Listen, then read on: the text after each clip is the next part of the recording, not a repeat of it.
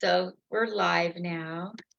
I'll do the intro to the show, Okay. a nod to my sponsors, and I'll do your intro. And I should have said this before we were live. Absolutely. Hey, Facebook people. Most of the time, you don't even come on here when I'm doing this, and I don't have hurt feelings. If I did, I would have killed myself. Because do you see how old I am? 71 years of hurt feelings. Do you think I'm going to carry it? I'm not carrying that around. So do what you like, watch it after, share it with a friend. It's the holidays. Sometimes people are shut in or shut up or whatever. Just send this somewhere. I don't care if it's on at 7-Eleven on camera too. Just send it somewhere. Okay. I just want to let you guys know I have a Christmas tree. I don't want you to think I'm humbugging it. This is my Christmas tree. As you'll see, there's only ornaments on one side. That's because I'm half Jewish, half Christian. This side is too cheap. You're welcome. That's my little joke to keep the stereotype alive. I got this ornament. You can see that it's an old-fashioned trailer. I got Cool. it at Goodwill. So it is actually literally trailer trash. Don't get it confused with me. That's enough with the comedy. I just wanted to warm your audience up at home. God Sure. only knows what you're doing at home right now. Oh my God. I'd have you in this room, but that's even scarier. This way, I'm just kidding, you guys. Merry holidays. I have noticed though, I got to get something off my chest. You always say Merry Christmas to each other. Just, Merry Christmas. Sometimes you get happy holidays, but mostly Merry Christmas, right? But when you find out one of us is a Jew or a half Jew, you go, Happy Hanukkah if you celebrate. What's up with that? It's so rude. What if I said to the Christians, Merry Christmas if you celebrate? I'm not going to do that. You guys, I'm playing with you today. I'm in a weird mood because I've been sick for like 3 weeks. And guess what? Today I'm feeling good. So I'm a little bit squirrely. Oh, good. You want to get around me when I'm sick because then I stay in a box. When I start feeling well, there's just no telling what's coming out of this mouth. Anyway, I have a couple sponsors. Can you believe it with this Oh, mouth? wow. Yeah, they're still hanging in there with me. I mean, they're not paying money, but they're sponsors. They don't mind me saying their name. Isn't that a sponsor? Okay, I'm giving them a hard time too. So, um, I'm a military veteran. That's where this gets super serious. I know some of you don't even believe the military exists, whatever. I don't care what side of the fence you're on. I shouldn't even say that these days. That's wrong. I'm going crazy right now. Anyway, I just want to let you know I'm a military veteran. And Will Clifton from the Veterans of Comedy, veteransofcomedy.com, has a website. And he has corralled all of us military veterans that do comedy and put all our profiles on there. So next time you want to hire somebody who used to sling weapons and now they're slinging jokes, go there and hire me. Don't hire nobody but me, right, Will? Just kidding. Hire who you want. You have my consent not to hire me. See, I'm telling you, I'm feeling better. Look out. Cuckoo. Anyway, I have another sponsor. It's thelivingwater.com, and I know nothing about them. Pretty much how I like it. They give me free water and no money. And she's a really cool chick here in Vegas, super funny. And her name is Dawn. Dawn, I can't remember her last name right now. Dawn, check out Dawn Reese. Dawn Reese here in Vegas. She's making money. She's helping the world with water. No idea what she's doing. She could be watering plants in Israel, and I'm all for that. It doesn't matter. She's a sponsor and I'm promoting her. And over time, I'll learn how to promote her better. Right now, that's all I got for you. She hasn't given me anything to say yet. Okay, so isn't this fun? Well, enough with the nonsense. Let's get serious, like as if I can today. I'm so happy I'm feeling better. Are you with me? Don't make me drag out my trailer trash again. Okay, so if you haven't turned me on, most people only stay for the intro, and now you know why. They're like, oh God, can't take it anymore. Okay, today I have a guest.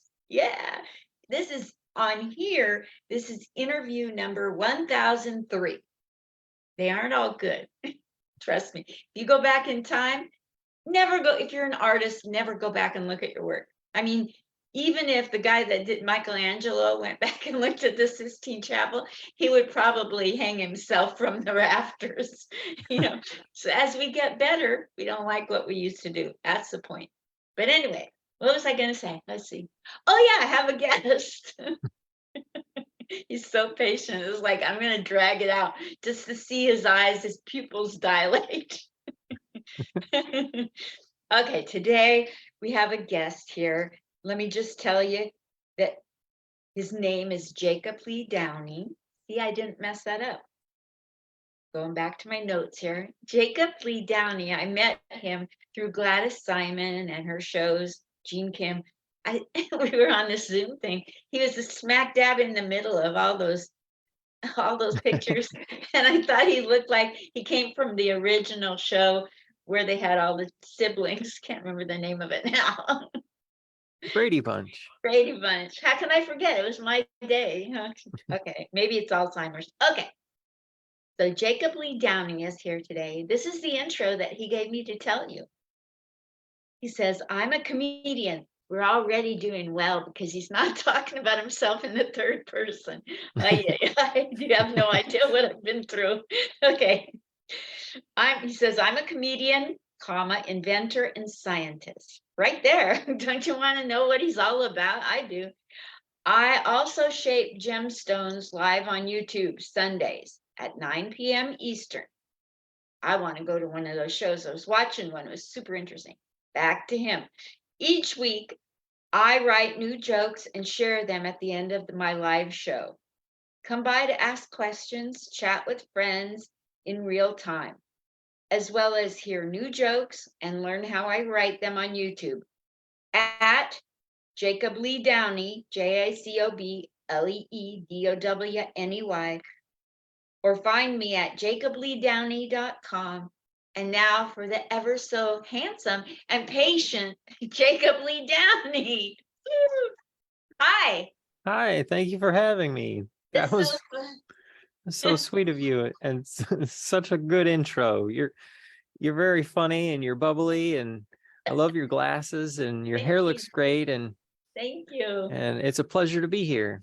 Thank you. It's a pleasure to have you. Thanks for taking time. Mm-hmm. Do you live in New York? Where in the world are you residing? What do you call home? I'm in Iowa. Oh yeah, that's right, Iowa. I'm in the middle of the country. You're north of Des Moines by an hour. Is that right? East. An hour east of Des Moines. Mm-hmm. What freeway are you by? Does the Amtrak go through there? I'm taking the train to New York in April. Oh, I don't know if Amtrak goes through or not. I think we had a train station put in. Well, actually, it might, because Chicago goes to the area, and we have a couple of Chicago comedians come out on the train. Oh, cool. Occasionally, yeah. Yeah. Now, what's the name of your city? Davenport. Oh yeah, Davenport. I have one of those. Oh yeah, it's the couch of the country. My Davenport is so old. It comes from the Ottoman Empire. Oh, that's hilarious. I love that. I love that joke. I just thought of it. You need it. You're from Davenport. I'm gonna have to tell some people around here, and I'll give you a shout out anytime I tell someone else's joke. I have to tell where it came from and kind of give them, an advertising. But I love that joke. It's hilarious. Thank you. I just thought of it. Yeah, no, it's great. That's wonderful. I love dad jokes. That's how I started out, was just telling very simple one-liners. My very first joke that I actually wrote down for my show is, what kind of a rabbit drinks IPA? A hoppy bunny. It's a beer joke because IPA beer is that with it's an India Pale Ale. And in order to ship beer from England all the way around the Horn of Africa to India, they would just pack lots and lots of hops in it. And so they called it an India Pale Ale, which it's very hoppy. And so for my beer drinking fans, the type of rabbit that drinks IPA is a hoppy bunny. Oh, wow. It's You a want simple another joke. dad joke? I'll give you another Yes, one. absolutely. I can do nothing with this. It doesn't fit my persona. Soap, like face soap, bar. Let's start with bar soap. Sure. Okay, here's a dad joke for you. Okay, I got to get in character. I don't know how to do that. Never mind. Likewise. I wish. Okay, I love soap. No, really, I wouldn't lie. Oh, that's a good one. Because it's got lye soap, or there's lye in the soap, or Yeah, something. there's a nugget of something in there for somebody, maybe you. Yeah. That's one of the things is that I found originally I was going to tell one joke a week. And the first week of my show that I was going to do that, I thought of 3 jokes. And when I told the first one, it seemed so anticlimactic. I went ahead and told the others. And by the next week, I had 10 jokes. After that, I had 20 jokes. And sometimes I'll average about 12 jokes a week. Sometimes I have 5, sometimes I have 25. And so I tell all the jokes, and some of them aren't very good. Some of them are a work in progress. That's why I get into why I wrote the joke, where I'm going with the joke, where I'm trying to go, and how I go about it. But the idea is that I unload all of my comedic material each week to my audience, and usually there's 1 or 2 decent ones in there. Nice. I can't wait to come on Sundays at 9 o'clock on your YouTube, which is probably Jacob Lee Downey, Absolutely. and 9 p.m. Eastern, and be a part of that watching, because that'll be interesting to me. Yeah, Let's talk I'd about love to something. have you. Thank you. Let's talk about something. I've interviewed a blank ton of comedians. Some of them are actually funny, and and so when I'm interviewing, my favorite question to ask, it's not very brilliant, it's just my favorite, is to know what inspires you to write a joke. And in other words, like, do you hear a premise? Do you hear a punchline? Do you hear a thought? Do you see where it's going? I want to open up your brain. Talk to me about your process usually. Usually it's wordplay. Like I'll find a word, and then I'll break the word into pieces, and I'll see if it applies different ways. And that turns out to generate a lot of puns, which I enjoy, but there's 2 problems with that. One is that the puns get tiring on stage. Like I can do 5 minutes, maybe 10 minutes of puns, but then the audience gets a little worn out and they're looking for more like a story, which takes me to Gladys Simon. So I met through Dennis Miller, a comedian, his podcast. Excuse me. Dennis Miller? Yeah. The Dennis Miller. Yeah. You're gonna just drop that name and move on to Gladys Simon? It's sort of a chain of events. So Dennis Miller's co-host Christian Blatt does a YouTube, and I go to his live streams and chat with him. Wow. And one day he had Tom Kelly on the program, and Tom Kelly does warm-up comedy for Good Morning America, and he's been doing Rachel Ray and the Drew Barrymore show, and he keeps the audience in a chipper, excited mood while they're switching out the set and changing segments. And so I saw Tom, and he's really talented. He's got a lot of energy. So I started talking to him, and I was like, hey Tom, if I come to New York where you are and do some open mics, what suggestions or tips do you have? And he said, you should get in touch with Gladys Simon. She runs the comic strip. And that's when I found Gladys.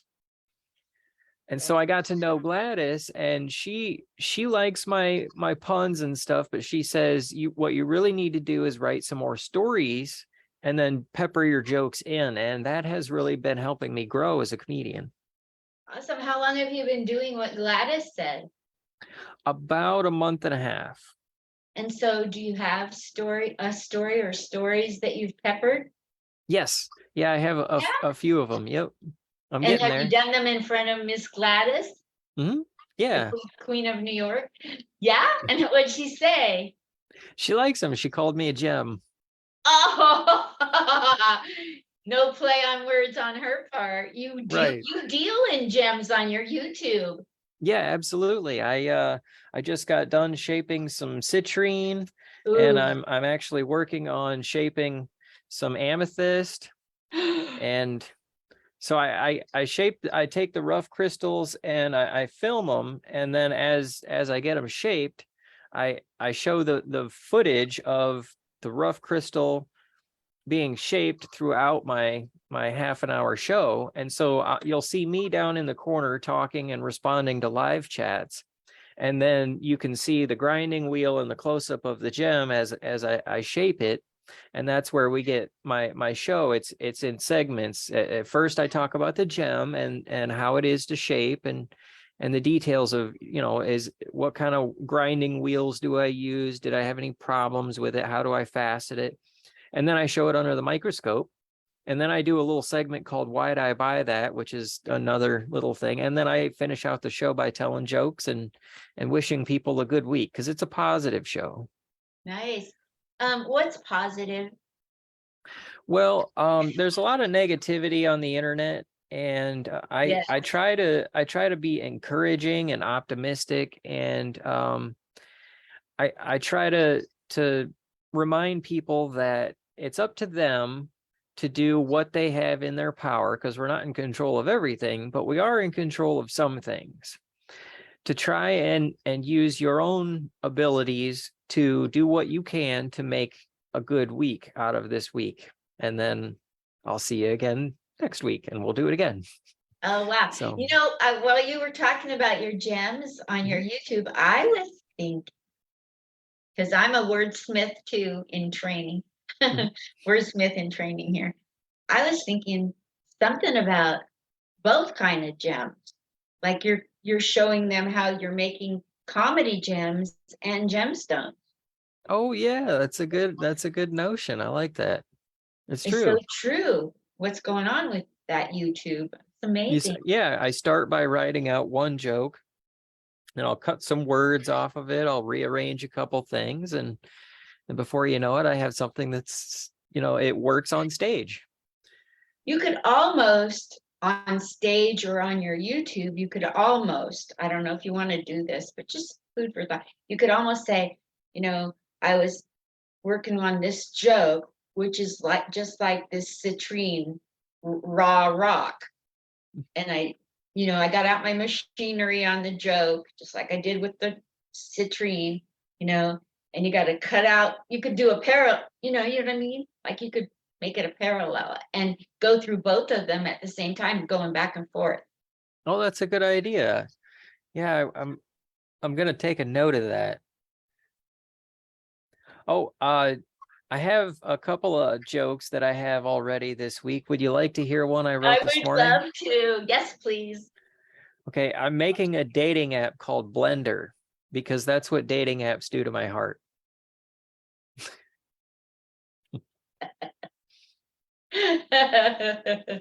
That's the start. I might arrange it around. I might plug on a couple of tags and make it a little bit longer. I see, and that's one of the things about stories, is that I can start by saying I signed up for some dating apps. This one app I signed up for is called Blender, and that's, appropriately named because it turns out that's what it does to my heart. And then I could go on and tell the story about, I met a girl on there, and, then, this is what happened. And And so I'll kind of build that out and turn that one into a story. And like, well, like I got a this couple. other. I got a couple thoughts for it. Yeah, thank you. You Absolutely. know, so I go on Instagram because I don't know if it's daily or weekly, but Judy Carter, who wrote the comedy Bible and the new comedy Bible, she's like the goddess of writing jokes out there, even though she's a woman. Sorry, folks, but No. she's a woman. She has really, she's like she's a savant, and she whips out, she's like Vanessa Hollingshead. They whip out so many ways you can go with a joke. They just can't not do it. And so I go on there, and she gave a structure for writing jokes for today's audience on there. And so, like, yeah, it was really interesting. It was my last time on there. I put it on my Facebook, but so interesting. So, like, she would go, have any of you tried online dating? You pull in the audience with, I don't like it when people do that with every single joke, but to Right. start off, But the question, it brings the audience, it gets their attention, it brings them into the conversation. That's a very good point, Linda. and then Because crowd work does yeah. amazing. Yeah. And like Vanessa Hollingshead teaches a class on crowd work, and you never ask a question unless it's a yes or no, or where you're going with the possible answer. You know what I mean? Sure. Like it's very directed and controlled. So few surprises, and you get the question out and you get the answer fast. That's the point. I'm trying to work on that because like I say, the crowd work really does well. And like, for example, I've got a story about going to buy donuts and how much I love donuts. And I tell that one after a dating joke. So I have this bit about dating. I had a girlfriend, and then I go into the dating apps, and then I have an ex-girlfriend, go into the dating apps, and then I talk about how donuts make it hard to date. And so I'm talking about donuts, and then I say, I pick someone out in the crowd and I say, do you like donuts? Because I know an all-night bakery where we could get to know each other a little better. Something will rise. Right. Oh, that's great. I'll get you a Long John with extra filling. So, I love tags. Yeah, tags and callbacks. They do well because it makes the audience feel like there's something to pay attention to. And when they're like, oh, I get that, because it puts the two together, they feel smart. And then when they feel smart, they feel happy, and they feel the joy, and then they feel the laughter. That's so funny. Tell me some more of your joke. Okay, so this one I wrote, I think yesterday. I'm working on a story about how my car broke down. And hilarious. I started walking home. I tried to call somebody to come and get me, but nobody answered. And then when I got a call back, I thought, oh boy, somebody's going to come and get me to give me a ride. But it was just a call about my car's extended warranty. There's a little bit there, I'm working on the delivery, but that one's a new one for this upcoming week. So I like that. Thank you. Any others you want to share? Let's see. I didn't really have much over the last week because I was a little bit depressed. I think there is some depression going around, what with the time of the year, and the sun wasn't out much, but I'm starting to get out of that a little bit. I'm the sun's out, I'm getting my vitamins, and I'm feeling a little better. So I got a little bit better stuff this week. Let's see. I think the week before, well, just to give you an idea of like the not so positive joke I wrote last week, it was a little more negative. Someone called me chicken, and I said, like it's a bad thing. And I mean, I like chicken, so they called me chicken. I said, well, if I'm chicken, then you can cover me with barbecue and eat me. So it's kind of a negative. There's still a punchline there, but I like it because somebody's bullying you, but you're getting back at them. Getting right, exactly. It's like it's sort of the same framework as a joke I have where someone said, go big or go home. like going home is a bad thing, but I like to go home. That's where all my stuff is. I want to go big and go home.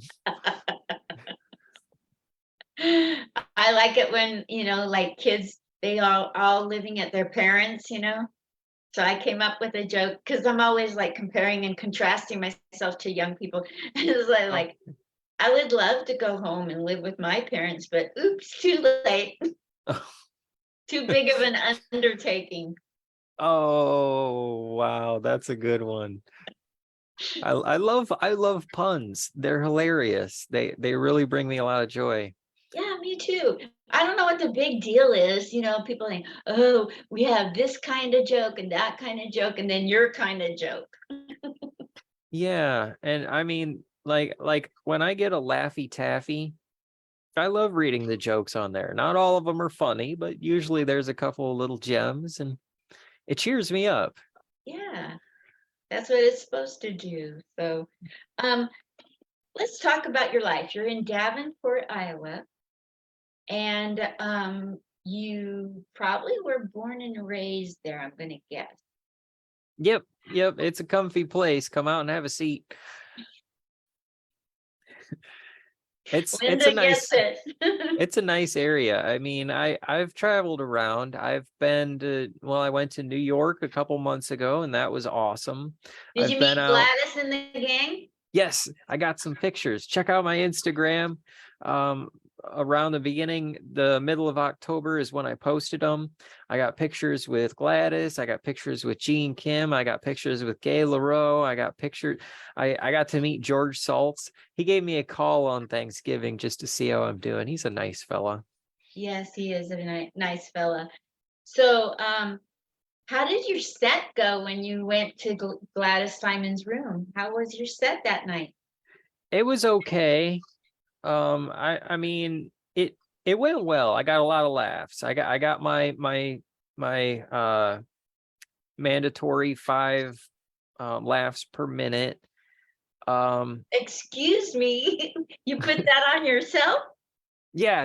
Usually, well, like in displaced comedians, they talk about laughs per minute, and the standard is supposed to be around 5 to 7 laughs per minute for headliner grade. So I kind of put that, I kind of try and hold myself to that. And people talk, what's more important, the laughs per minute or the quality of laughs, and what makes a quality laugh? And then, you can get into like is it just about being funny and getting a laugh, or is it something that people can take with them? Is it a real zeitgeist joke that people will talk about later?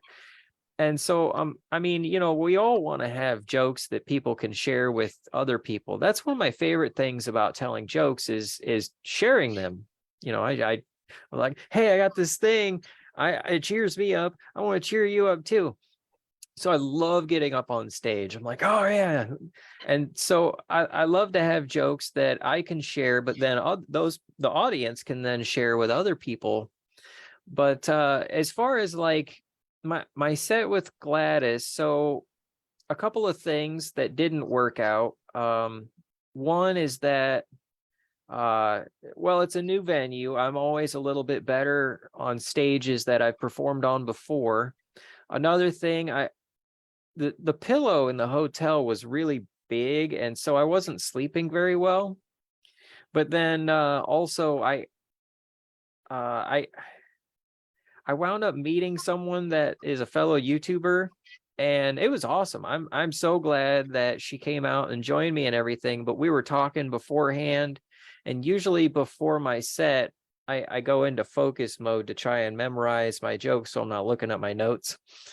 And I was a little distracted just talking, and it's not her fault at all. It was more my fault just for not being in the zone.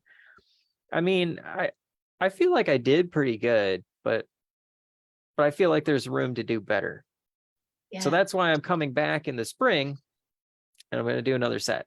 Will you come back April 27th when I'm hosting? Oh, that would be cool. Let me take a note, I would love that. because I'm thinking either in late March or sometime in April, because I want to go back when it gets warm out. Yeah. I get to go there and host in April. Oh, that'll be fun. Yeah, I went there like almost a year ago to host, and when I got there, Gladys had not been aware that I'm deadly allergic to the shots, so Oh, I wasn't allowed to host.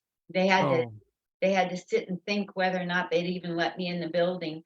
oh, It was wow. that period of time where everybody was still on edge. Sure, yeah. So this time I'm host. That'll be great. Yeah, I'd love you to be there. Yeah, we can get a picture together. Yeah, let's do that. I mean, we could get one here. We'll have like lots of video to get screenshots of, but it's not like meeting somebody in person. Exactly. Yeah. Like that's what Jeannie was saying yesterday on her Sunday mic, is that, she didn't know that I'm tall. So you got a picture of me and her standing next to each other, and you can see the height difference. And Yeah. So I used to work at the airport when I first got out of high school and college. I started working at the airport in Portland, Oregon. Mhm. That's where I'm from. Speaking of Oh, tall, not knowing somebody's height. So I'm just minding my own business at the register looking for celebrities. And do you remember the show that they have recently called Hawaii Five-O? yeah. Okay, well, it started back in my day. There was an Okay. original Hawaii Five-O, Jack Lord and a short, a guy, I can't remember his name, that played Dano. So they had Jack Lord, the police detective boss, and then this shorter guy.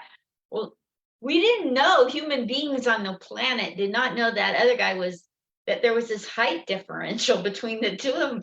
And he comes in and I know it's him, and he's like so dang short. I didn't say anything because you know how proper I am. But I went back and looked at all the shots that they did on the show, and they always caught him at this angle. Oh, so he looks a little bit taller. Yeah, Wow. yeah. Anyway, That's movie magic, right? yeah, that's all I had to say about that. Back to you. So growing up in Iowa, what the heck was that like? It's fun. I mean, it's laid back, but at the same time there's always stuff to do. I mean, there's a lot of open space. Like I've gone to Chicago and going to New York and going to Atlanta. There's a lot of people. You get on the road and there's a lot of cars. You're on edge just trying to drive. Out here you can drive, 10 miles and only see two other cars. So it's pretty relaxed. And another thing about being around here is that there's no lines. You don't have to stand in line. It's so nice because it's like if somebody goes into a store and they've got to wait behind one person in line, nope, going to the other register. Nope, I'll be back later. It's like, usually you don't have to stand in line very long at all, if at all. So that's one of the nice things. It's Midwest, no waiting. That's cool. When I was married back in 19, there was he was from Iowa and Minnesota, born in Des Moines, raised in Royal and Jackson, Minnesota, whatever. So we went through Iowa and Minnesota a few times during the marriage, and now I lost my train of thought because I got so deep into backing it up. I Oh, forgot what it was. waiting in lines and Yes, so we're at a bank. His grandpa needs to go to the bank. This was back when I was young enough that my husband would have a grandpa that's still alive. oh, And so we're at the bank, and on the counter, there's blank checks for everybody just to write in their account number. oh wow, They didn't have the thing where you print them. Why? It's sure. like Royal Iowa. Who needs that in Royal Iowa? Nobody. Well, everybody. Yeah. Yeah. If Bonnie and Clyde came through, you would know them, right? Right, yeah. It's like, hey, you guys are from out of town, aren't you?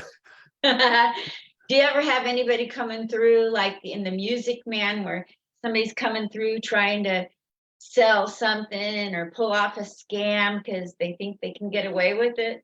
Like somebody from an out of towner coming through with the cure all, like, to anything, or do you get Oh those? yeah, we don't really get a lot of pitchmen, but there's always festivals and stuff. Like we got the Mississippi Valley Fair that goes on, and there's a few bands that come in and play, and then we got like Tug Fest, which is it's the world's only bi-state tug of war, where we have two local towns, small towns, about 1,000 people each, and they span a rope across the Mississippi River.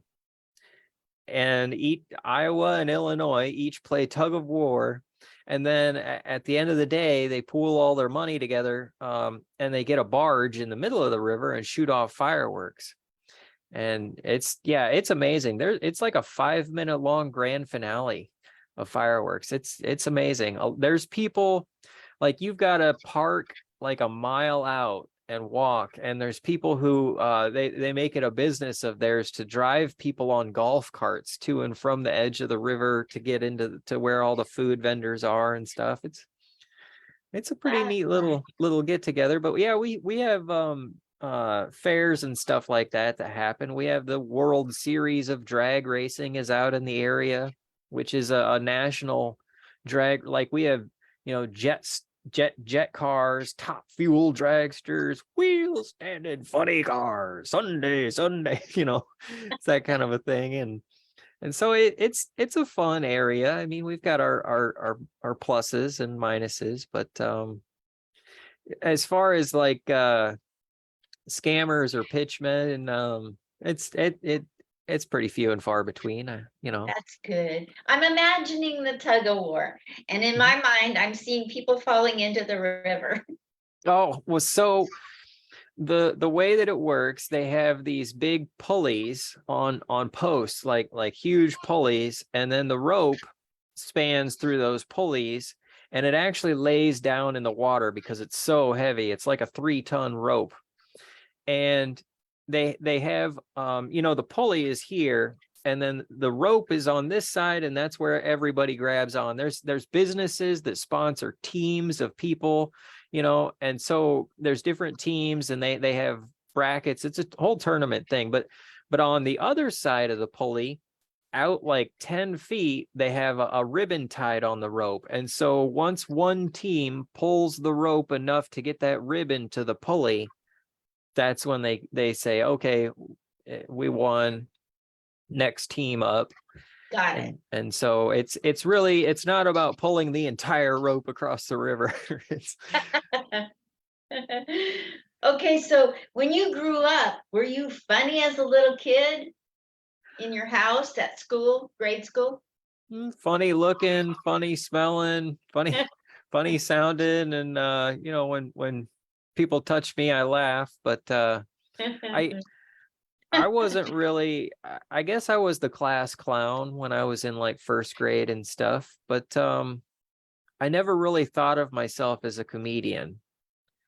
It wasn't until I started writing jokes for my YouTube show, which is probably about 2.5 years ago, that I started, I was like, okay, I'm writing new jokes every week. I have over 2,000 jokes written down. And so I'm like, well, maybe I could try doing them on stage. And I went to an open mic at a bar. It's just a bar open mic, and I wasn't expecting much. I was like the 14th comedian on stage. And I remember when I first got there, I was there for the whole show, and I saw, the first few comedians, like the first 3 or 4 of them, they got a lot of courtesy laughs and everybody was being quiet. But by like the 5th comedian, people in the back of the bar started talking. They were getting drinks, and they're not really paying attention to the show. Fast forward to when I go up on stage, and I'm going to kind of toot my horn a little bit. I wasn't expecting much, but like my first couple of jokes got some laughs. And then the whole room quieted down, and they were like listening, and they're all looking at me, and they're waiting for my next joke. And all this is racing through my mind as I'm getting to my next joke. This is my first set, so I had it all memorized. It was all nailed down. I knew what I was going to say, and I'm going through all my little one-liners and people were laughing and I was like, oh wow, this is amazing. And then I got invited to do another open mic at a different venue, and then I'm like, oh wow, this is cool. I'm gonna be famous and all that kind of stuff. I mean, I'm feeling the flow, but I never really put a lot of stock into being a talented comedian. And so after that little bit of success, I decided I'd try and put some effort into it, which is where I started talking to, Tom Kelly about going and doing the New York open mic and starting to actually kind of grow with my jokes. So Nice. that's kind of what got me from not thinking of myself as a comedian to actually being a comedian. And I've got a paid gig coming up at Front Street Brewery on January 9th. And Great. yeah, and so that, I'm working on that. And one thing that kind of weirds me out is that not just Gladys, but like Gene and Dr. Ellen Wesley and stuff, they were talking about how I could be a character on a TV show. Oh, heck yes. I never really thought of myself as an actor. I mean, I got a lot of emotions, but I'm like, well, how do I break into that business? And so I've kind of been thinking about that, and maybe I should look into that. You know what's going to happen is you just being out there, somebody's going to scout you for it. Oh, Like well, that'll be I fun. didn't go after being in anything. I'm just out here telling jokes and interviewing people, and I've had 4 people offer me movies this year. Not even have me Wow, try out. They're like, "You're perfect for this." that's awesome. I would love to see that. It's gonna happen. You watch, because you're young and marketable and handsome, and you look good on screen, and you're humble. Stay humble. And it's just gonna happen. Just be good to people and it'll come to you. Well, I'm excited. Yeah, I I'm don't even excited. know if you need to go pay for advice or go to classes for it yet, or yeah, I mean, you can go put yourself in classes, but I go to the kind of classes where they have uh, a thing at the end and they have scouts in the audience. Be Oh, wise about what you choose. yeah, that's a good Like Mary idea. Kennedy, she teaches acting and she has some real, her career is going somewhere. She's not a has-been that's trying to make money and got nowhere for you to go with it. She's really out there clicking. So, you gotta look at that. Oh, cool, definitely. Stuff will come your way though, trust me. Yeah, and I mean, I'm willing to do the work. It's kind of like with comedy. So I was talking to a gentleman who's in marketing, and he's also one of the local comedians. His name's Colin Strayjack. He's really funny guy, and he's really smart, and he's into marketing. And I was talking to him about how selling comedy is kind of like selling bottled water. Technically, there's free water. You go down to the river, you put a rain catcher out there, but the quality of the free water isn't as good as some of the water. And if you have good enough water, if you have good enough jokes, people will go to a dirty gas station bathroom to drink it if it's good enough. So when it comes to like your jokes, there's a lot of different ways to package it. Just like with water, you can have a fancy glass bottle with a gold label, but if the water is not good, people won't buy it. And it's the same thing with your jokes. If you go to a really nice venue and you wear a nice suit, but your jokes aren't funny, people aren't gonna follow you on social media and they're not gonna invite you to other shows. And so it kind of comes down to the question of, should I spend time on TikTok? Should I do YouTube shorts? Should I try and get corporate gigs where I'm a host? Or, should I just keep doing the bar shows? It's like there's a lot of different ways to sell comedy. And so I mean to promote yourself. And so it kind of comes back to like, doing movies and a sitcom or something like that. I'm like, where I'm willing to do the work, but where should I focus my effort? So do you want my opinion? Absolutely. Okay, so That's the end result. Mm-hmm. For Yeah. me, for me though, this is gonna sound really crazy. So just get ready. Lay it Okay. on me. I'm Okay. ready. My goal isn't to get booked. My goal isn't to go in a direction.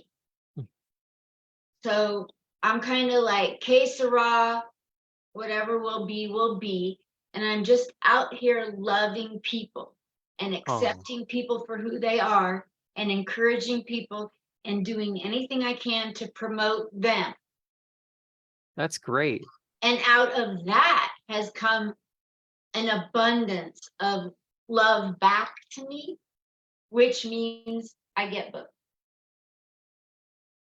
And furthermore, just so 71-year-old giving gems out here, if somebody offers me something, but I have never, it isn't karma coming back to me, I will pass on it.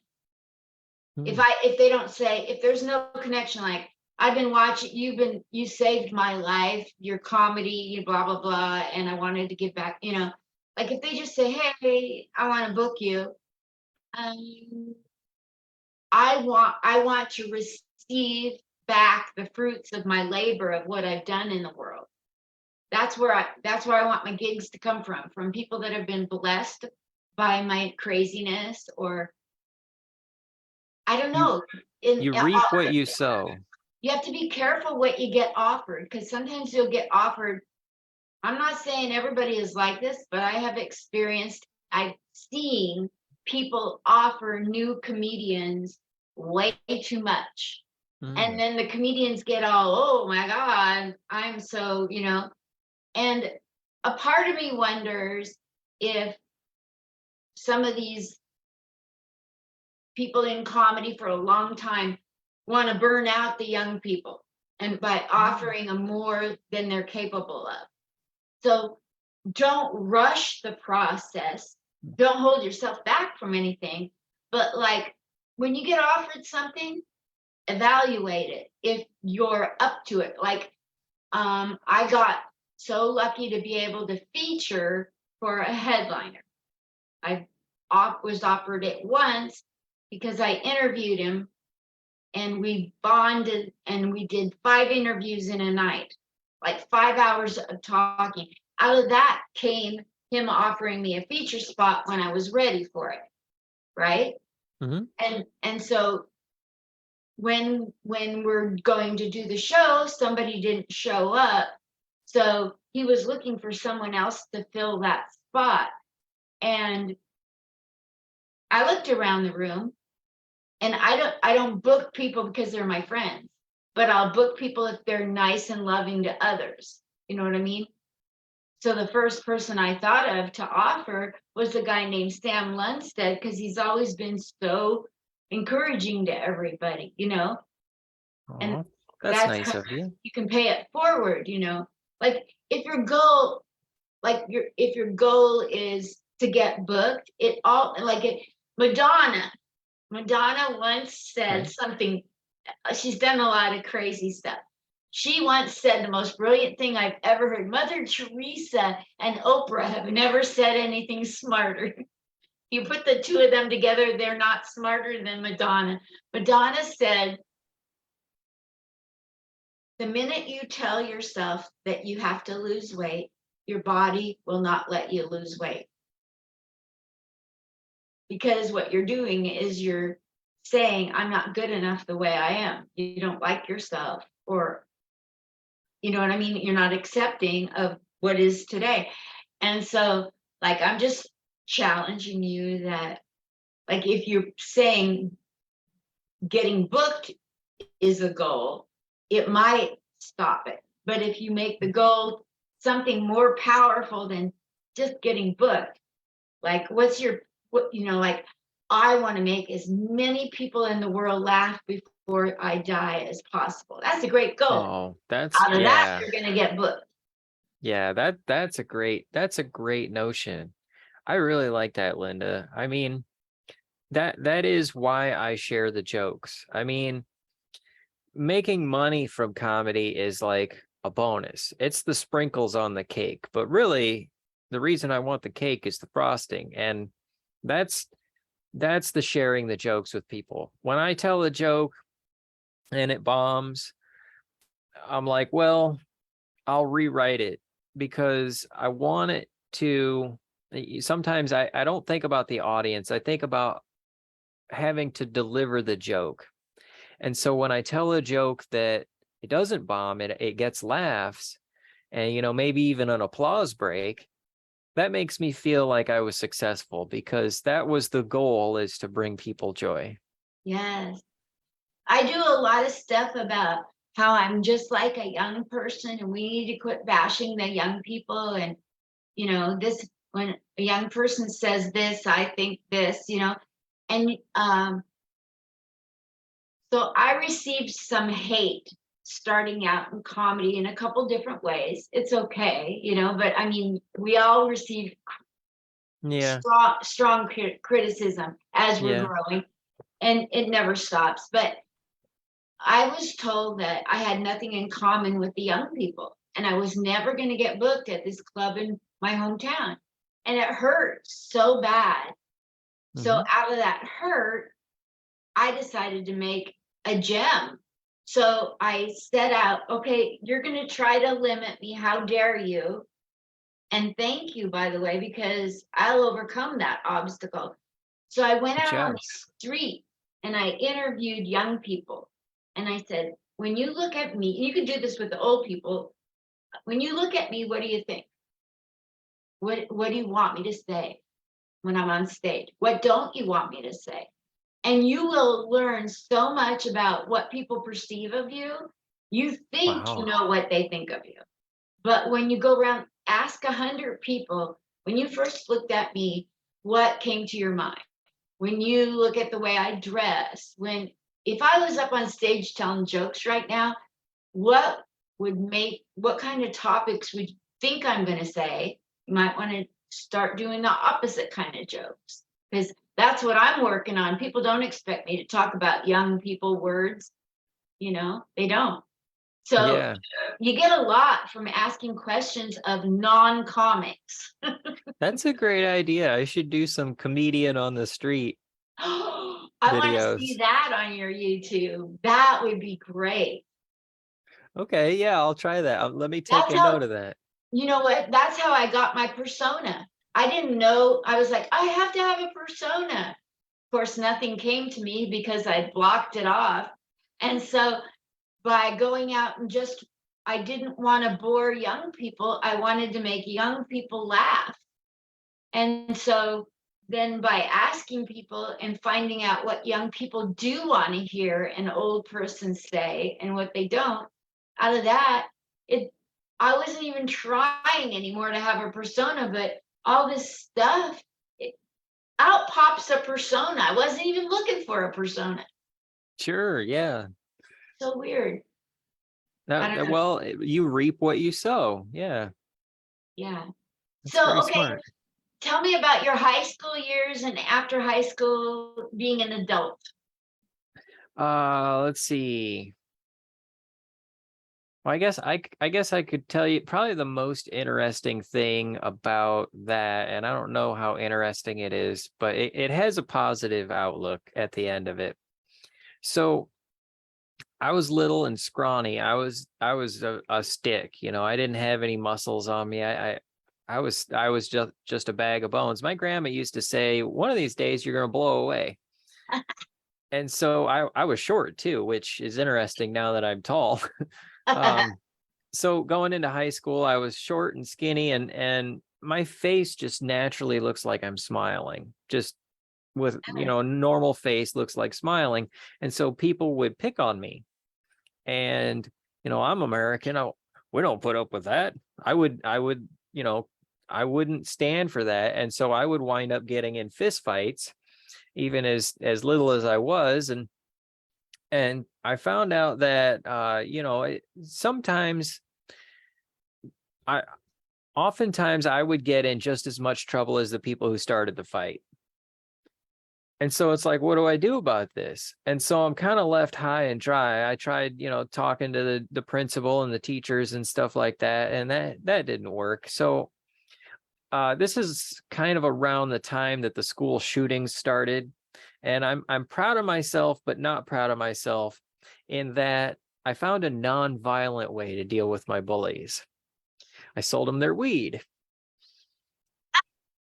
Yeah, so I wound up buying marijuana on margin, and I made a little bit of money. We're talking dollars, not lots of money, just a couple extra bucks. And they were all nice to me because they wanted a deal on their weed, and I wound up I had 2 ounces, which is about 2 packs of cigarettes worth, when the police arrested me and charged me with felony I know. possession.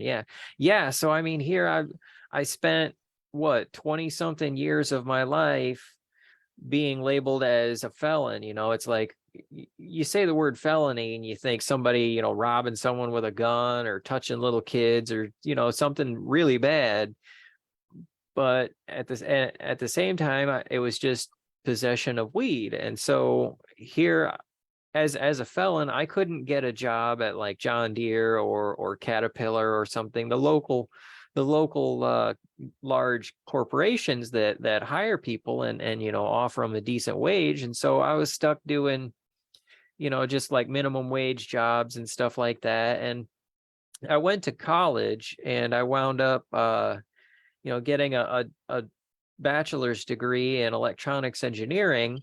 And I wound up getting in with a couple of startup companies. And so I was doing that for a little while.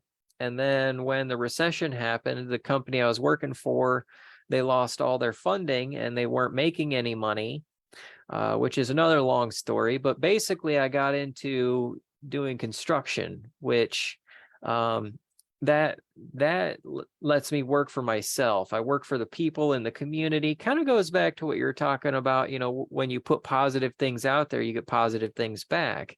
So I get more work than I know what to do with. And the problem there is that I got into inventing things, which kind of goes into, and that's another long story we can talk about sometime, but I got into the gemstones as a hobby.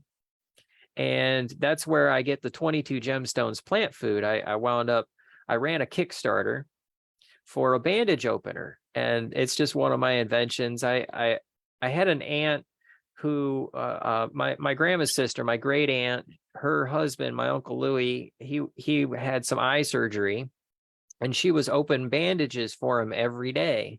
And she has arthritis, so she was having trouble opening the packages. So I made this little bandage opener that opens the package for her, and I ran a Kickstarter for it. I got like 35 orders, and I was so excited. I cut everybody a gemstone, and I dumped all the powder I grind off on my garden. I was like, oh, it'll help fill out the sandy soil. Well, I got a 40% higher yield out of my raspberries. And so I'm like, am I putting uranium on my plants or something? And so I started looking in. No, it's the minerals in the gemstones, like with rust on a car, there's orange rust and there's black rust. And it has to do with the oxygens attached to the iron and where they're attached to the iron. And so I started looking into that. I back engineered all the gems I cut, and then I made a recipe, and I had it tested and approved by the Department of Agriculture. And so I have this plant food called 22 Gemstones Plant Food. And so I kind of started getting into that. And where it turns into a positive thing is that with the legalization of marijuana in the state where I grew up, in Illinois, they've actually been expunging a lot of those charges. And so after 6 months, on top of the 20 plus years, I finally got my felony conviction expunged, and I'm no longer considered a felon. That's fabulous. Yeah, it's a positive end to a long story, and that's kind of basically what hampered me out of high school. Yes, absolutely. But Oh, that's perseverance has kept me strong. absolutely. Oh, yeah. Long suffering is what it is. Was Yeah, yeah. long. That's a long. You're skating over it like it's fun, but it wasn't fun. No, it wasn't fun. It's just this extra little straw that weighs me down, and I'm finally free of that. It's like a splinter in your paw, and I'm finally free of that, you That's know? wonderful. Yeah. When you were talking through all of that, I thought that there's a little bit for your comedy Mhm. in the fact that you always look like you're smiling. That's a funny premise, because like I talk about how I always smile too much. Like one of the things Gladys has said is quit smiling all the time. You smile too much. So I turned it into a joke, like I Okay. know I'm always smiling. I'm the lady that's always smiling. I can't not, and there's a reason why I smile, and like that's a funny thing that lets people into like if you expect me to, you could even do it like they're expecting you to be all sweet. You could come across rough. You go, if you expect me to get up here and give you resting bitch face, I not gonna. I can't. Look at me. Look at this face. Do you? This is me giving you a dirty look. That's funny. Yeah, and I love your smile too, so don't lose it. Just you keep Thank that you. smile. I can't I not smile. I went my whole life with really bad teeth, and I got a joke about that.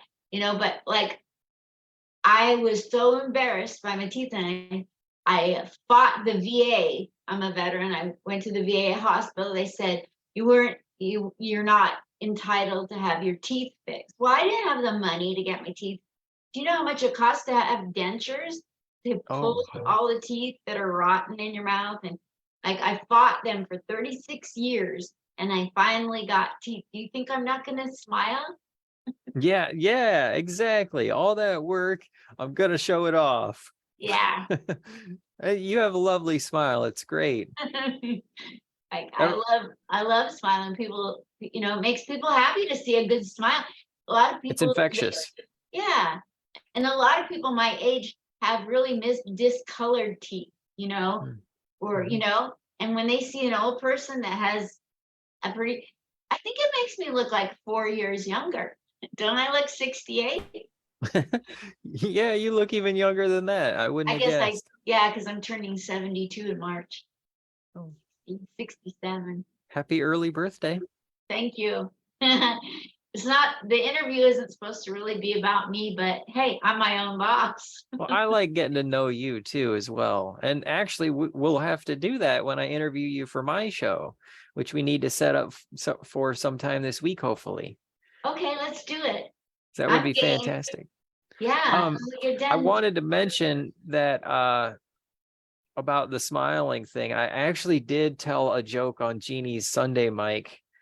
Um, and it wasn't a joke during my portion. It was just at the beginning because they were commenting on my smile. I said, it takes about 38 muscles to frown and only 7 muscles to smile, which basically means I have a lazy face. That's hilarious. That's hilarious. But we were talking about interviewing you for my show. So Yes. I would love Sure. to do that. Do you want me to get my calendar now or when we get out of here and do it on message or Oh, either way, because I mean we could do it like Thursday or maybe Friday. Friday will probably be better for me. Okay. Let me look at my Friday thingamajiggy. Hold on, everybody. Sometimes stuff happens. Okay, Friday. Today's Tuesday. The 23rd is wide open until 5 o'clock. Well, 2 o'clock Pacific, three Okay. o'clock Mountain, 4 o'clock Central. You're You Central, right? Yeah. Do you want to try the same time? What time did we start? 8 o'clock my time? 10 o'clock your time? 9 o'clock, Uh 11. 9:11. 11. Yeah. Yeah. 11 a.m. on Friday. This Friday. Okay, I'll send you the Zoom link like half an hour before the show. Good. Thank you. I don't like them way ahead of time. I lose them. You saw, I lost your email. And it doesn't have to be like, because I pre-record and then I air it on the following Sunday at 9 p.m. And I'm actually going to do a show on Christmas at 9 p.m. And then I'll probably air it the week after on New Year's Day. That would be great. That's good. Yeah. New year, new comedian. Yeah. Well, you have a podcast, and I really hope that Tommy Chong gets back to you so that he'll be on your show. He'll be thrilled. You'll have to do some of, while he's talking, you'll have to show him gems in the background. When he's sitting, he has a whole lot of things back there, and ask him about them. Like he has he sits around and whittles wood, like wood sticks. He's got some really cool stuff he's created. Him and Cheech, they're both very artistic outside of being funny. Right. Well, that's I tell people that cutting gems is kind of like whittling, but with rocks. Yeah. And I want to talk to them about the plant food, the 22 gemstones plant, because I have people who use it to grow their medicine. Yeah, I was just thinking that would be great for that. That's so amazing. It was kind of created by accident. Yeah, it was a real blessing, because I sent people their bandage openers, but I wanted to give them an extra gift.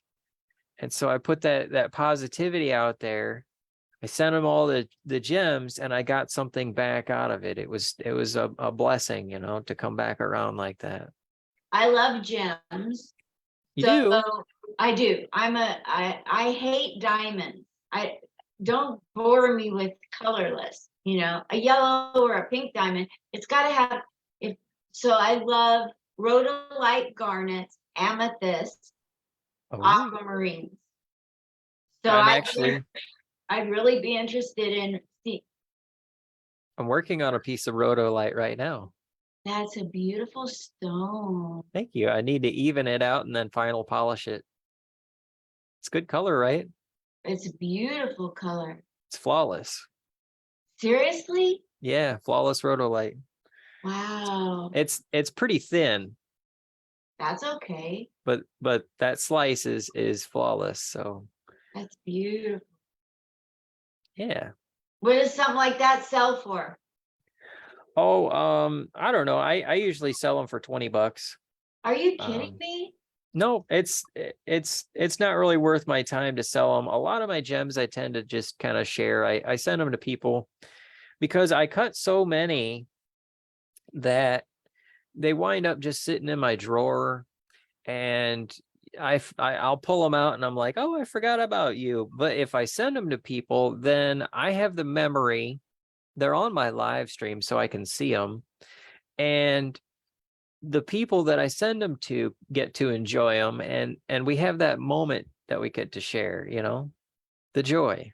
Yeah. Yeah. So that's why I share them. I also sell them in case people want to buy them, but I don't know what to charge for them. So I figure, about $20, and that, that way it's not a huge investment, but it also helps. Like I can use that money to buy more rough stones and then shape them and roll it into my show. And so I have, like if I sent you a couple settings where stones have fallen out of settings, would you be able to make stones to fit them and put them in there? Or is that something for somebody besides you? Well, I'm actually doing that right now, or trying to. I have an opal ring that's missing an opal. Oh, is that your opal ring? No, it's a viewer of mine. Her name's Colette. She's an amazing viewer. And so I've been trying to get some opal to fit it. I've been trying to get some Lightning Ridge opal is apparently what it is. And I've got like these pieces of opal that, it's like this one's got some yellow in it, but they're all too white. They're too whitish. And that's more of a gray with green in it. And so I finally got Like this one's more of a gray, and it's got some green in it. And this is another piece that I cut off of it. And the green area is so small. What I need to get something small enough to fit in there is a 2 millimeter size dop, because it's about 2.5 millimeters of a size cabochon. And so I need I've been slowly learning how to process the opal. And so I need to actually cut this out and then put it on a dop and dome it over and then mount it back in the ring and send it to her. And we talked about maybe since all of them are the same, we could take the one out of the center and move it to the side and put a different one in the middle. But since I've been able to get a little bit of the opal that matches it, then we're going to try and restore it so that you'll never know that the stone was missing. That's beautiful. Yeah. Beautiful. Now, I will say that in order to get the opal to fit it, it's taken me a little over a year. But it's not as easy as just doing a standard, amethyst or rhodolite or something. Since it's opal, it's not as easy to find a piece that matches. Yeah. Wow. So there's a lot of stones out on the market, like QVC, jewelry, television, stones that they're calling gemstones that never existed when I was a kid. Like, where'd that come from? You making this stuff up in a lab? You don't know when you're getting something that's really a gem, or it's lab created, or how precious it is. Yeah. There's a big market for jewelry and stone collecting. So collectors want to grow their collection. So when you find a different version of a mineral, you say, oh, this is Eastern amethyst, and this is Western amethyst. And then people are like, oh, I've got to have both of them. And it's basically just the same stone, but it came from a different place. And so there is that collector aspect of stones, but it really comes down to what you're trying to do, in like the terms. opal you had with the yellow in it. Mm-hmm. When one stone grows next to another. I mean, I've seen stones where it's maybe a malachite with a quartz. I don't know what I'm talking about, but where you see two gemstones in the same ring stone, because they grew in the mountain that way. Actually, I'm not sure if it's in here or if it will show for Christmas, since Christmas colors are red and green. I'm featuring, and I'm not sure if I'm going to feature this piece or a different piece, but this, like I say, I don't know if it'll show, but the middle of this is red and the outside is green. It's called ruby in zoisite. And it's because it's an opaque ruby that's inside of a stone called zoisite. And here I have a bigger piece that I might try and shape. And this has the red ruby in the green zoisite. And so I thought it would be a good stone to feature for Christmas time. Oh, that's beautiful. Yeah, this is the unpolished slab. It's been cut into chunks, and that shows the ruby. And then I'm going to try and polish it up and try and isolate the ruby in a way that makes it look really nice. Like this little piece, it's green on the outside, and then it has a red stripe in the middle. So unfortunately, I can't get it to show the red very well, but I get what you're doing there, though. That's it's the awesome. 2 gems in one piece. I love that. Yeah. I love the rhodolite garnet because it looks like a light ruby. Oh, yeah. I'm actually a big fan of the rhodolite because it's fun to shape. It's hard to polish. Is it? Yeah, I mean, it's hard stuff. Like early sandpaper was actually made out of industrial garnet powders. No way. Yeah, well, diamonds are supposed to be expensive, but there's industrial diamonds used in diamond saw blades, like for tile saws. And those saw blades aren't, thousands of dollars. You can buy them pretty cheap because they have industrial diamonds in them. and they used industrial grade garnets to make sandpaper. And nowadays they use synthetic materials, like different types of aluminum oxide and such, but just trying Oh to yeah, polish that garnet. I remember sandpaper when it was really black. Mm. Was that industrial garnet? It might have been. I'm not sure. I'd have to look that up. But Okay. Yeah, yeah, I remember it used to be that. Now it's brown, but I remember when it was like little black, and I bet that would be industrial garnet. It's could like be. the less valuable, the darker, right? Right, exactly. Because the idea with a gemstone, mostly in terms of selling jewelry, is people want color and brilliance, and then clarity, and then size. Because if you have a big piece but it doesn't have very good color, people don't want to buy it. But if you've got great color, then it looks appetizing. And if you've got brilliance, like, first off is the color of the stone. If it's bright and brilliant but it's not very colorful, then people don't really want it. Like for example, diamonds, they have colorless diamonds, but the thing about diamonds, a good diamond is hard, so it's forever. But the good thing about a diamond is that when you facet it and the light comes in and bounces off and then it comes back out, you can get all different colors out of a good diamond. You can get reds and greens and pinks and purples, and all those colors will flicker about. So that goes back to good color. But you can cut a piece of clear quartz and it won't be as appetizing as a piece of, say, amethyst. So color sells, brilliance is next, when it really flickers and shines, and then clarity when you can look down into it and see it, and then after that is size. So that's the order in which things sell. And so when it comes to like a nice clean piece of garnet, I really like them. That's so cool. It's Well, got what would you like to say to people in order for them to catch you? You have January 6th or 9th, you have a show in Davenport that Yep, you're at on. A paid Front Street. gig. Yeah. Front Yeah, Street Brewery. Front Street Brewery in Davenport, Iowa. Yeah. There must be a lot of people that converge on that in Davenport. I bet you get a good crowd.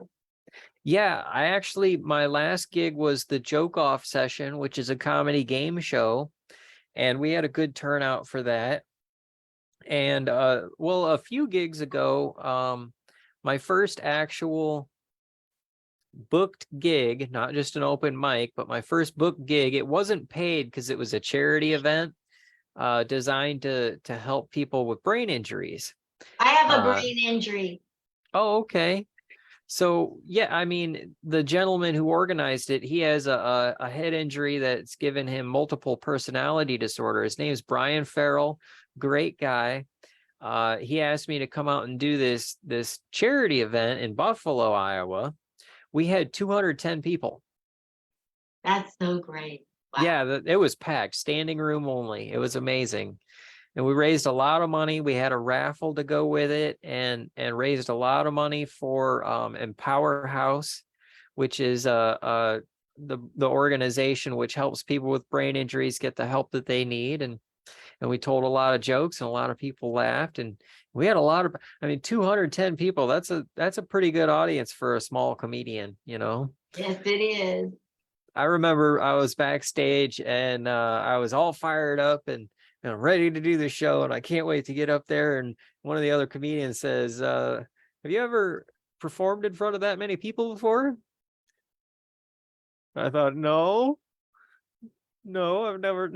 My biggest audience at the time was like 60 people. And so, to get a big enough room to have that many people, let alone have that many people show up, that was really cool. So people around here like comedy, and they like supporting a good cause. We had a good turnout. That's awesome. So Yeah. when you're in front of your audience, and the number is a high number, to me the goal is to connect with everybody, to make them feel that I'm not up on stage preaching at them. I'm not up on stage versus them, that we're all in this together. Come along Yeah. on the party. Yeah. That's a good way to think. I like that, Linda. That's good advice. It takes the fear away. That's basically, Yeah. I'm selfish. That's why I do it. I don't want to get fearful. No, I like loving people. And if you go out and, well, what's it matter if I love one person or 220, you know? I'm just Right. loving people. That's the game. That's the game here, to love people. I want to, I don't want That's people, I don't that's want people to kill themselves or feel hopeless. Maybe if they laugh at me, they'll, it'll make them want to not kill themselves one more day. You know, you and don't know feel, what yeah. you're doing Yeah. for people, you know? These are Yeah. tough times. That's one of my biggest stressors about being on stage is that I don't want to waste people's time. I want to make sure that I'm giving them the joy that I went up there to give them. And so that when I get up on stage, I'm pretty comfortable up there. But the one thing that I would say makes me want to hurry through my set and get off stage is that I want to make sure I'm giving them a good quality show. And if I'm just standing up there wasting their time, I feel like I'm inconveniencing them, and I don't want to do that. So I try to make sure I give a quality show out. Kind of, it's like you said, you really, you're there to bring joy to the people. Yeah. Yeah. I love adding stuff. Like, I'll have everything planned, but you know how your brain is working while you're performing? Hmm. And that stuff that you throw in and add keeps the energy and the happiness up throughout your entire set. Like, they love it. They love it when they feel like you broke away from that script and gave Hmm. them something special that you haven't given to somebody else. Yeah, that's well said. I mean, that's why crowd work does so well, is because you're not just up there putting on this show, you're up there having fun with everyone. Yeah. I That, love, like, that's leaving, astute. if you have like 10 minutes of material you have to do, Hmm. and you go up there with, including laughs, 8 minutes. Like, that's including laughs. And going in, you got room to just be yourself. You're not Yeah. pressured. When the hell's that light coming? Oh my gosh, and you just relax. Then you give yourself space for impromptu stuff to come up out of you that you think they need to hear. Yeah. And that's Yeah, that's when it's fun, when you can trust that. Like Gladys told me when I was brand new, trust that you're funny. And I remember she told me that, and yeah. it stuck in my head. And I got into a comedy contest, and I have a brain injury, and I had made 22 punchlines for a 5-minute set, had it all memorized, got up on stage, nothing came to me. It was gone. Oh, My memory blanked on, not because of fear, just the brain. right. And then the voice of Gladys comes in and says, trust that you're funny. And I Yeah. just started saying whatever came to my mind. And people were laughing probably harder than most of my other sets. Because I think all of it was organic rather than, here's my set, this is me, and you're over there, and I'm going to give you. It was more like we were in this together, and they didn't know where it was going. And I just certainly didn't know where it was going. And it was a bumpy ride, but it was a fun ride. And I would never have had the confidence to stay on stage when I blanked my entire set if it wouldn't have been for Gladys saying that. And it worked out.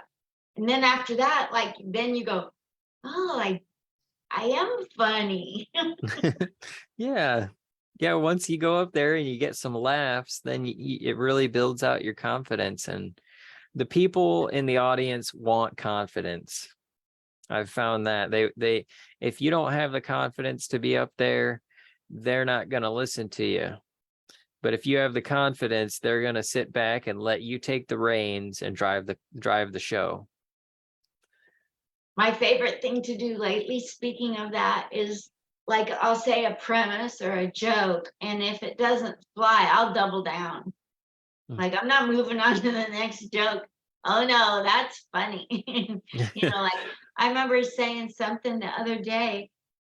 I was interviewing somebody, and I said that you know we were talking about practical jokes. So tell me a practical joke you pulled, and she couldn't think of nothing. So I said mine that in when I was married, I was a terrible cook, you don't even want me near an oven. I mean, if I put something in the oven, it goes in the trash, right? And so I'm home and I'm baking Christmas stuff. I'm in the military. My husband's at work. I'm at home baking, trying to come up with something out of the oven. But you got Fahrenheit in America and you got Celsius, and I didn't know what the hell I was doing in my own country. So everything was coming out really bad. And then I get a ding dong, the mailman, and like it was a package from his mother, my mother-in-law in Jackson, Minnesota, sent a big box of all this stuff that she baked that comes out perfectly, lemon bars and cherry bars, and and fudge. And so when my husband came in the door that day from work, I took the crap that I had baked that turned out like the rocks that you create, the rocks you chisel, and I took some of those and I bounced them across the room and I said, "Look what your mother sent us." Oh, And then I said, "And look what I baked," and I was holding all her stuff. So I don't even know why I said that, but I felt the need. it's clever. It's just silly. Anyway, Yeah. you've been a delight to put up with me rambling and feeling good for a darn change. So Well, you deserve to feel good. You're a good person. thank you. I tell people on my live stream, you got to try and make it a good week, and people will affect you, but don't let them affect you too much. Learn and move and wish them the best. Don't think about them too much. I tell people, don't let others rent space on your face. Ooh, You keep your smile, you keep your positivity, you keep your attitude, have the confidence to know that you have tried your best. That's where being authentic comes into play. I was talking on Dr. Ellen Wesley's live stream we did a couple of days ago with Linda Charity, and they were talking about being authentic and trying to bring joy to others, and sometimes people are still negative. When I first meet someone, I treat them the way I want to be treated, and over time, when I get to know them, I will start to treat them the way they treat me. But really, that's just for them.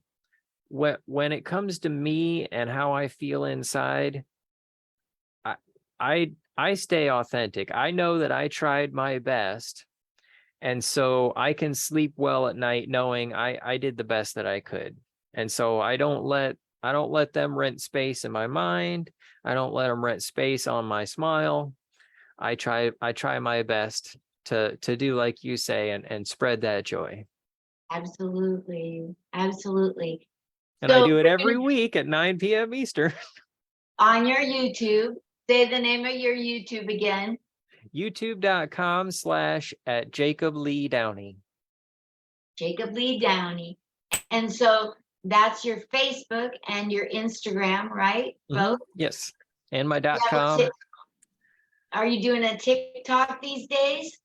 I have a TikTok. I haven't posted much. I'm planning on posting some more shorts on there.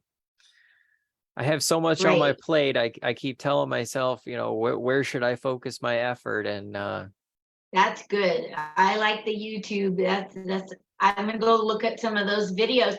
So you're gonna be at the Front Street Brewery in downtown Davenport, Iowa, January 9th 9th. At Yep. what time?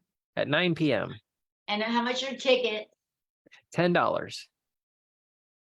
That's nothing. That's No. chump change. Yeah. Well, thank you so much for coming on and sharing things. Is there anything in closing that you want to say to people post-pandemic, or people who go to comedy, or people who are starting out in comedy, or people that might want to eventually book you? Anything? Go try an open mic. Get out there, have the confidence. You don't know until you try it. Share your joy with others. Check out Linda's awesome channel. She's amazing.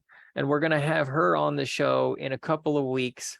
And hopefully we can feature some Rhodolite Garnet during that show. That'll be awesome. Oh, so cool. Thank you so much. I appreciate you more than you'll ever know. Are you going to Gladys's tonight? I'm going to try to make it. Yeah. I'm hosting. Oh, that'll be fantastic. Thank you. See you there, I hope. Love See you. ya. Bye. Bye. Bye.